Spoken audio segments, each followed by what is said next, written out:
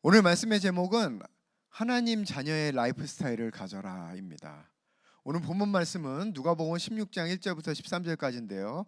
우리 이 시간에 교독해 보겠습니다. 또한 제자들에게 이르시되 어떤 부자에게 청지기가 있는데 그가 주인의 소유를 낭비한다는 말이 주인에게 들린지라.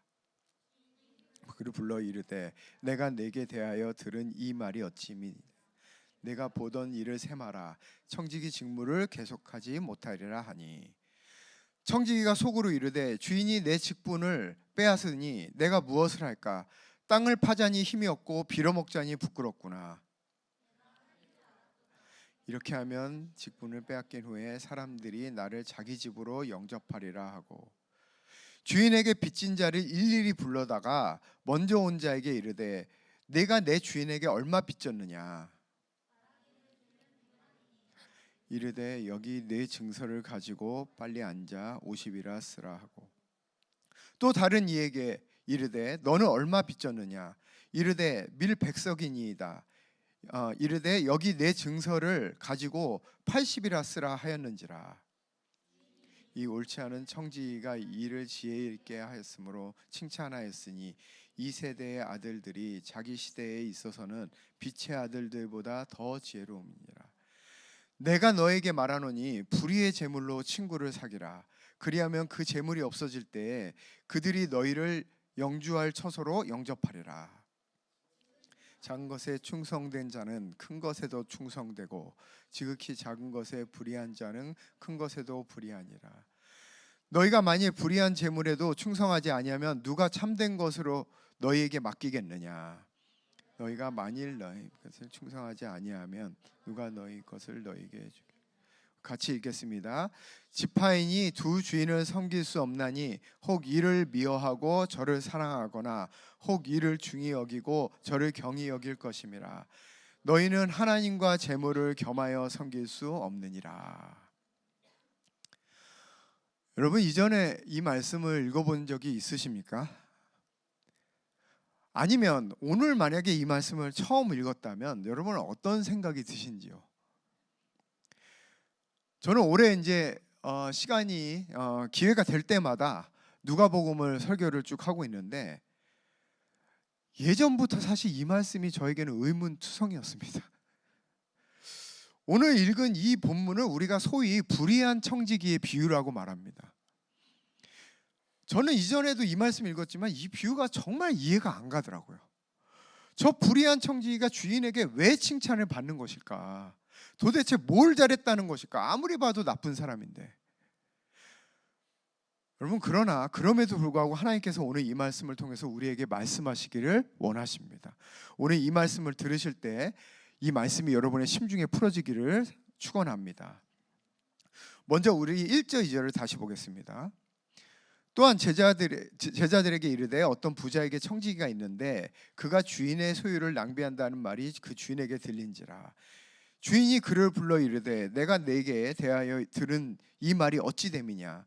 내가 보던 일을 세마라 청지기의 직무를 계속하지 못하리라 하니. 여러분, 이 말씀 보면 어떤 부자가 나옵니다. 나중에 보면 알겠지만 이 사람 그냥 돈이 좀 있는 정도가 아니에요. 상당한 부를 가지고 있는 사람입니다. 그리고 이 부자에게는 자신의 재산을 관리하는 청지기가 한 명 있었어요. 그런데 이 부자가 철석같이 믿던 이 자신의 재산을 맡겼던 이 청지기가 알고 보니 아주 문제가 많은 사람이었습니다. 주인의 재산을 자기 돈처럼 막 쓴 거예요. 한마디로 말하면 그냥 횡령을 밥 먹듯이 한 겁니다. 나중에 이 사실을 다 알게 된 주인이 이 청지기를 해고합니다. 2절 말씀 보면 이렇게 말씀하시죠. 네가 보던 일을 세마라. 여러분, 이게 무슨 말이에요? 너 이제 장부 정리하고 퇴직해라. 나가라. 이 말씀이에요. 우리 계속해서 3절을 보면 주인의 돈을 횡령하고 잘린 이 청지기가 한탄을 합니다. 어떻게 한탄하는가?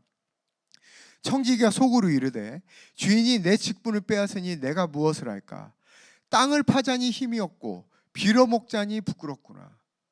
여러분, 이게 무슨 말이에요? 요즘 말로 말하면 나 아직도 한참 돈 벌어야 될 나이인데 큰일 났다. 땅을 파자니, 이 나이에 어디 막노동판을 갈 수도 없는 노릇이고 빌어먹자니 부끄럽다. 누구한테 가서 손 벌리고 살 수 있는 것도 아니지 않느냐, 이 나이에.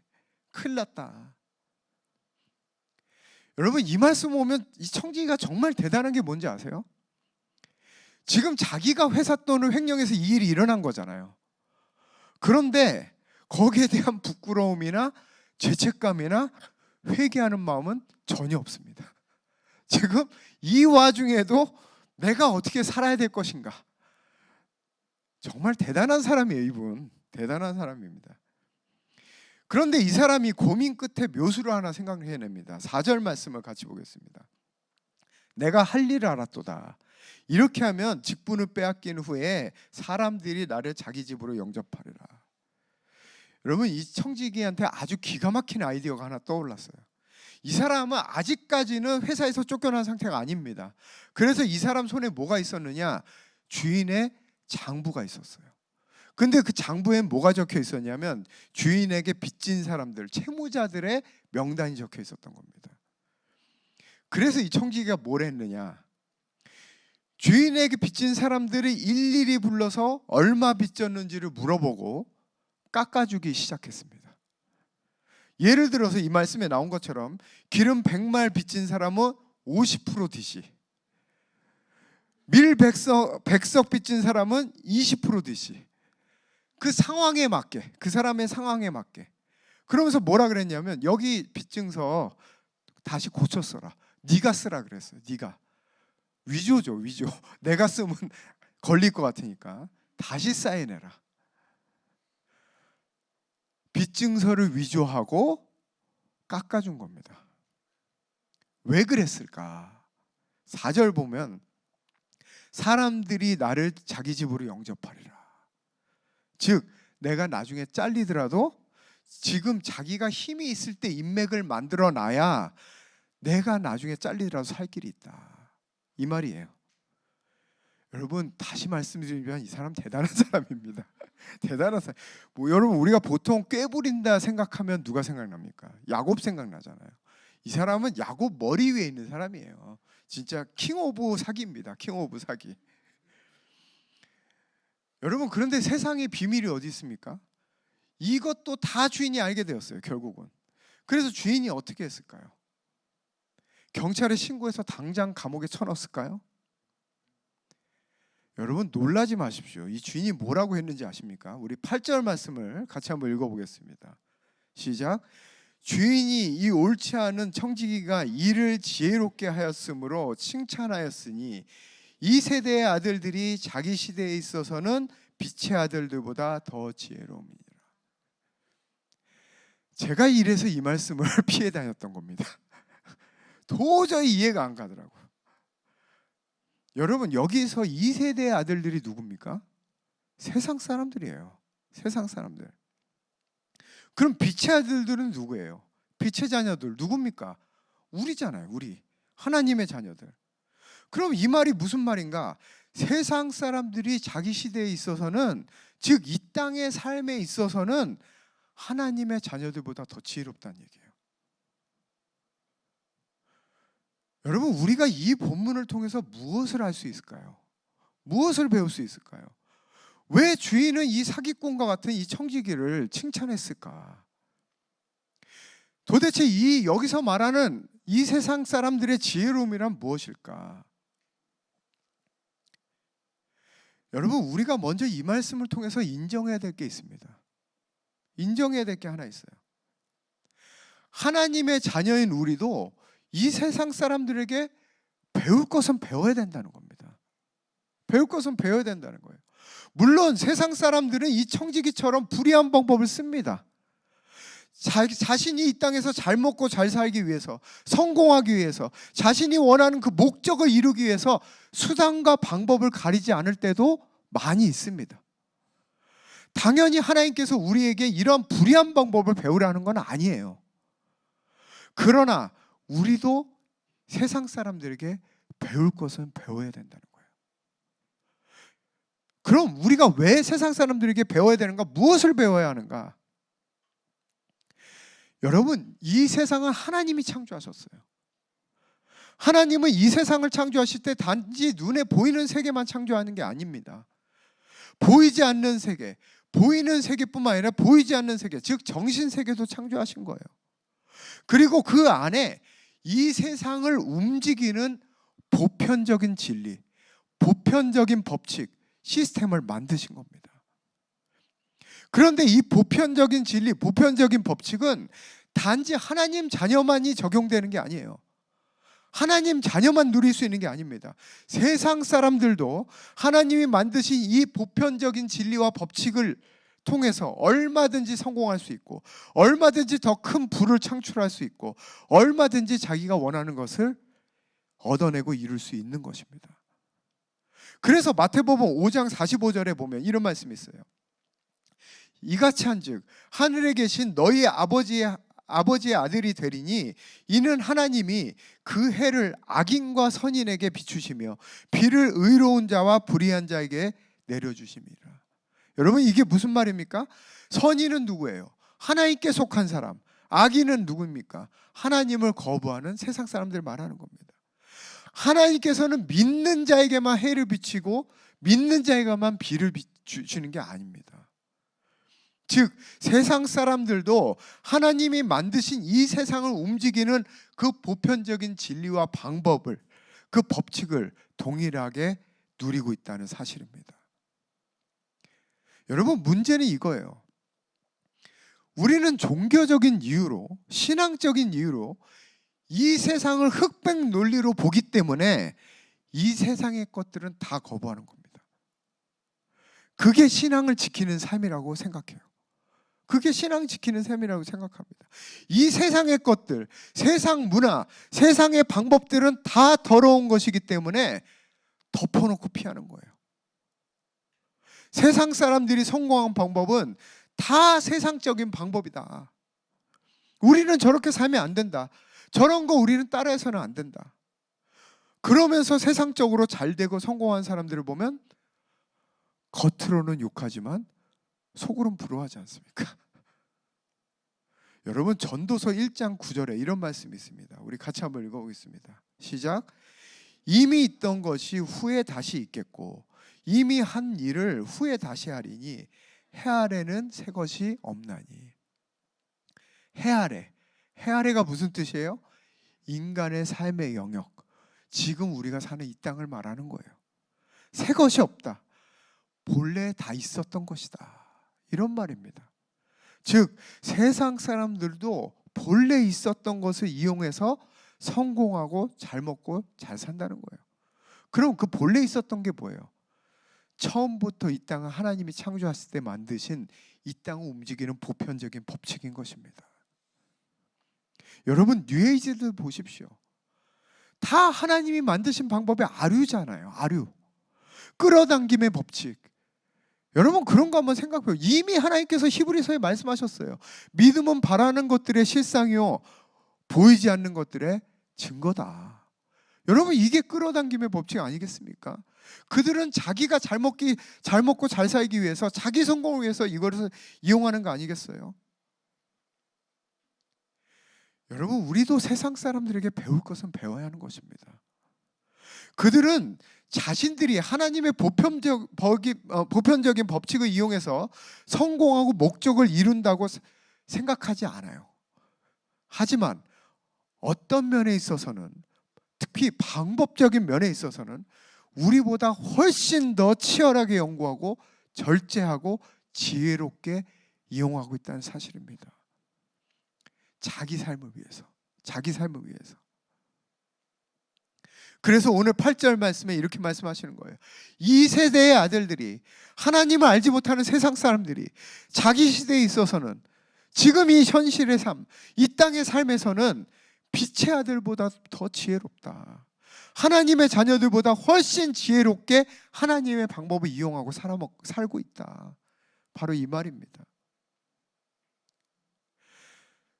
여러분, 저는 요즘 릴스나 인스타 스토리 같은 데서 가끔 막 그런 거 보잖아요. 성공한 사람들이 나와서 뭐 얘기하는 것들. 그런 거 보면서 진짜 이런 거 많이 느낍니다.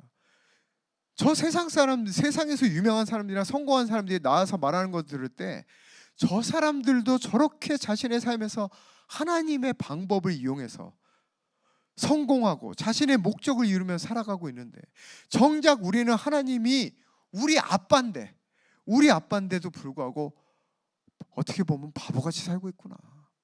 바보같이 살고 있구나. 여러분, 수많은 자기계발서 보십시오.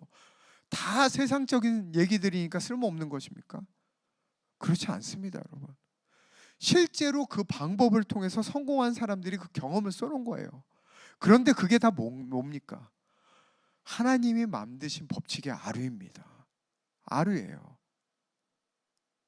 여러분, 예를 들어서 우리가 미술, 예술, 미디어를 대할 때도 마찬가지입니다. 우리는 그 사람의 사상이 어떻고 그 영화는 뉴에이지고 접하면 안 되고 봐서는 안 되고 멀리해야 되고 이렇게 말하지만, 정말 뛰어난 작품, 뛰어난 음악, 뛰어난 영화, 뛰어난 예술 뒤에는 그 성공한 이유가 다 있는 거예요.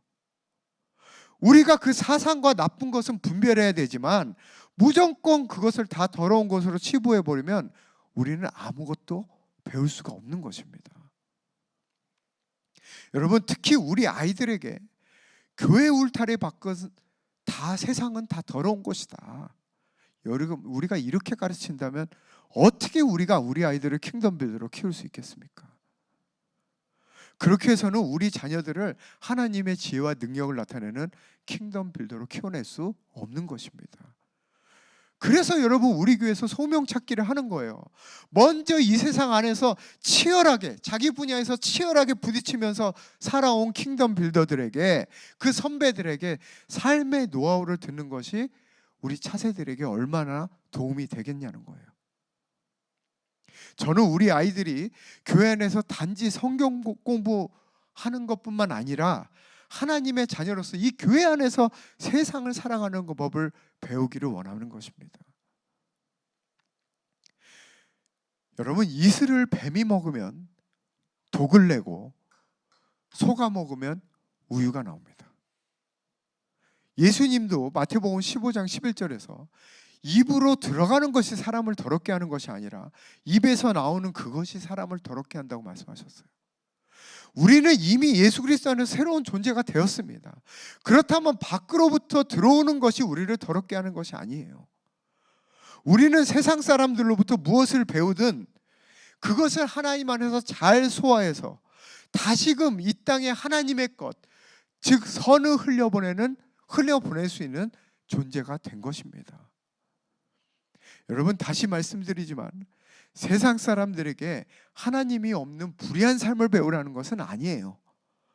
그러나 우리가 이원론적인 사고를 버리고 열린 마음으로 그들을 볼 때 그들에게서도 하나님의 법칙을 배울 수 있고, 또 우리는 그것을 통하여 더욱 하나님을 나타낼 수 있는 삶을 살 수 있다는 것입니다.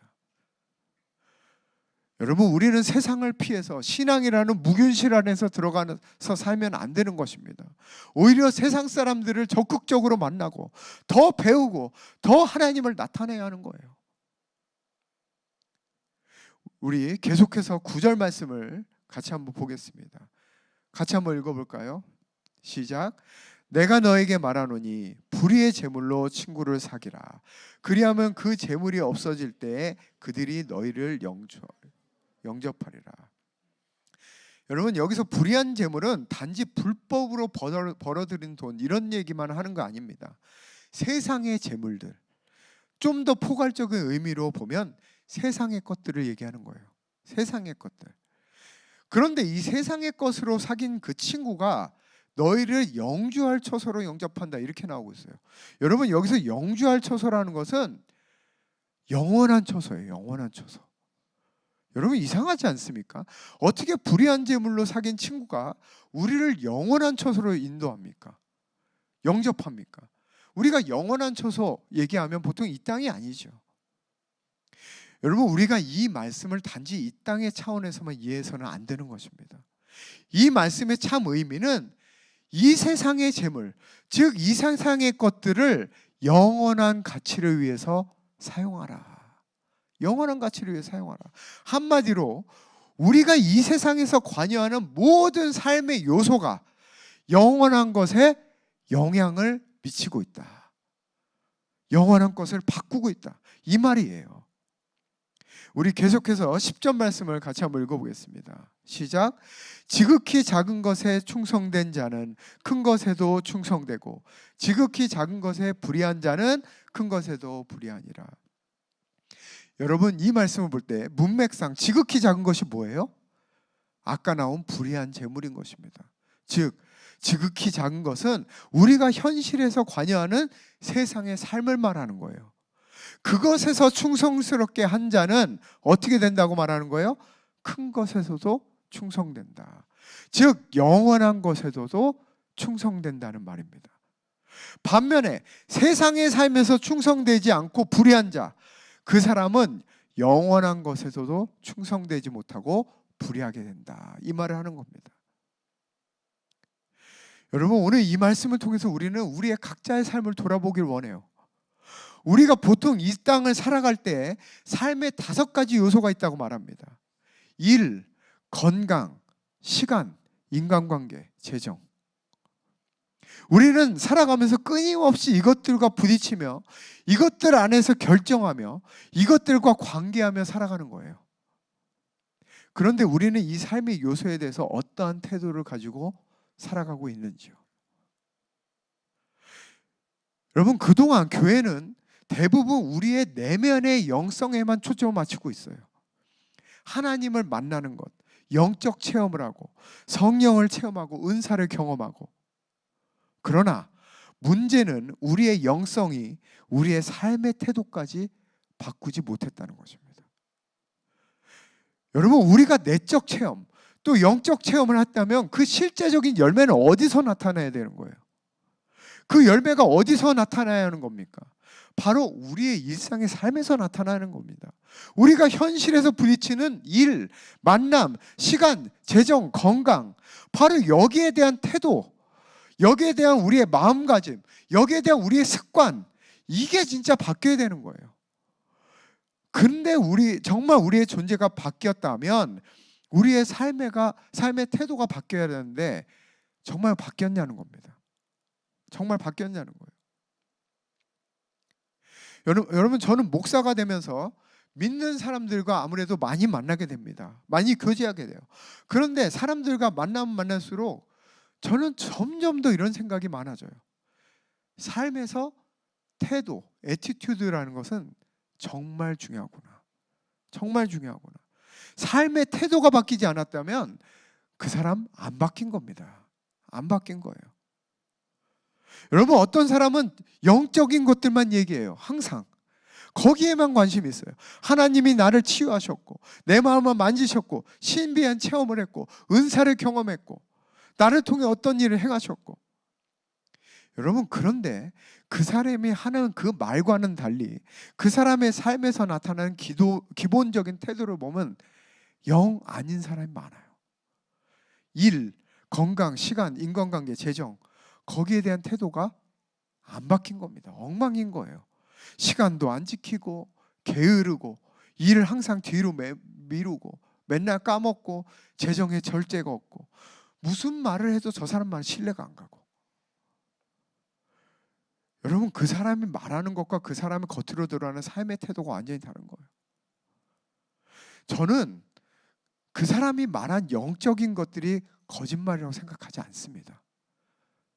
그러나 그 사람이 아무리 거룩한 말을 한다 해도 그 사람의 태도가 바뀌지 않았으면 그 사람은 안 바뀐 겁니다.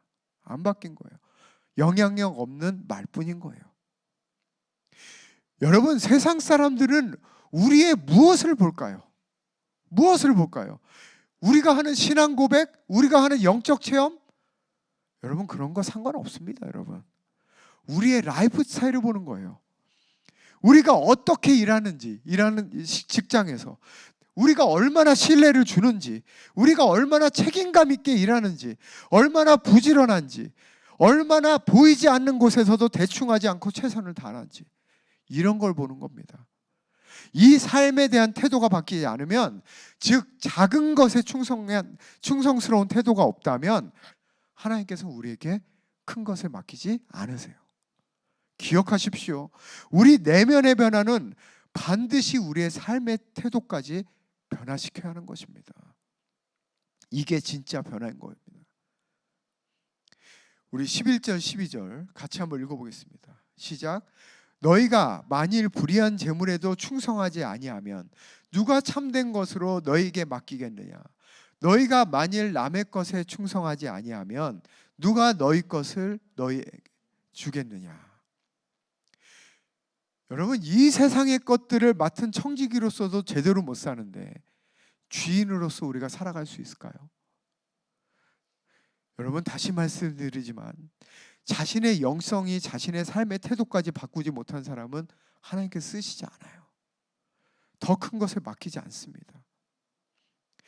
여러분, 아까도 말씀드렸지만 세상 사람들은 자기 성공을 위해서, 자기가 원하는 것을 이루기 위해서 자신의 라이프 스타일을 계속해서 발전시키고 다듬고 바꾸려고 노력합니다. 일, 만남, 시간, 재정, 건강, 여러분 자기계발서 보십시오. 이것에 대한 책들이 얼마나 많이 나와 있습니까? 어떻게 보면 우리보다 훨씬 더 균형이 있고 지혜롭고 치열하게 발전시키면서 살아가고 있어요. 그런데 우리 믿는 사람들이 이 부분에 대해서 너무 아니래요. 너무 아니랍니다. 영적인 변화만 중요하고 내 실제의 삶의 태도의 변화는 중요하지 않은 거예요. 그래서 이 세대의 아들들이 자기 시대에 있어서는 빛의 아들들보다 더 지혜롭다. 여러분, 이 말씀은 사실 어떻게 보면 너무 가슴 아픈 얘기 아닙니까? 이 세상을 누가 만드셨어요? 또 누구한테 맡기셨습니까? 여러분, 우리는 너무 어떻게 보면 안일하게 살고 있는 거예요. 우리 존재가 바뀌었다면 우리의 라이프 스타일도 바뀌어야 하는 것입니다. 여러분, 우리 이 시간 옆 사람에게 한번 이렇게 선포해 봅시다. 하나님 자녀의 새로운 라이프 스타일을 가지십시오.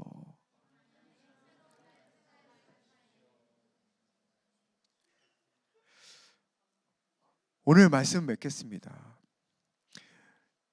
여러분의 삶의 태도는 어떻습니까? 일, 만남, 시간, 재정, 건강에 대한 어떠한 태도를 가지고 살아가고 계십니까? 베드로전서 2장 9절에는 이렇게 말씀하십니다. 우리 같이 한번 읽어보겠습니다. 우리 아까도 찬양한 말씀이네요. 같이 한번 읽어볼까요? 시작. 오직 너희는 택하신 족속이요 왕같은 제사장들이요 거룩한 나라요 그의 소유가 된 백성이니 이는 너희를 어두운 데서 불러내어 그의 기이한 빛에 들어가게 하신 이의 아름다운 덕을 선포하게 하려 하심이라. 여러분, 이 말씀처럼 하나님께서 우리를 빛의 자녀로 세우신 이유는 하나님의 아름다운 덕을 선포하게 하기 위함입니다. 그런데 우리의 삶의 태도가 바뀌지 않았다면 우리가 빛의 자녀로서 믿지 않는 사람들에게 어떻게 하나님의 아름다운 덕을 보여줄 수 있겠습니까? 우리의 내면의 변화가 우리의 삶의 태도까지 변화시킬 때에 우리는 하나님의 아름다운 덕을 선포할 수 있는 것입니다. 여러분, 골로새서 3장 23절에 무슨 일을 하든지 마음을 다하여 주께 하듯 하고 사람에게 하듯 하지 말라. 여러분은 사람들이 볼 때만 일합니까? 사장님이 볼 때만 일합니까? 아니면 정말 하나님 앞에서 일하십니까? 안 보이는 부분에도 정직하게 최선을 다하면서 일하고 있는지요? 여러분은 정말 다른 사람들에게 신뢰를 주는 사람입니까?